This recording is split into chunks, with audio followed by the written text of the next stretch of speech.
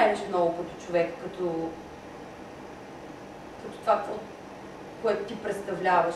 Трупаш някакви знания, но те ти помагат всъщност да бъдеш такъв, какъвто си. То това е хубавото.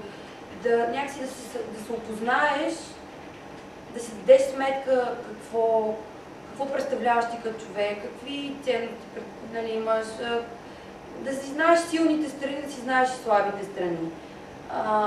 Да се харесваш такъв, какъвто си. Не знам, някаква работата, специално това обучение не е като друга професия, според мен.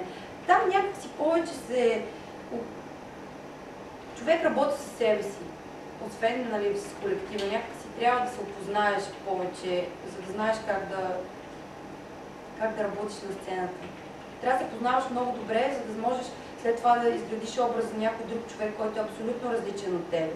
Защото като се познаваш, ти знаеш какво представляваш, а пък някой друг човек не е съвсем различен от тебе. И ти трябва просто да възприемеш всичките негови качества, приемаш все едно си един съд, една ваза, да речем, пълна с вода. И моята вода, да речем, е зелена. Аз трябва да я изхвърля моята вода, защото съм решила да ставам, да интерпретирам, да правя образ на еди кой си човек, който е червена вода.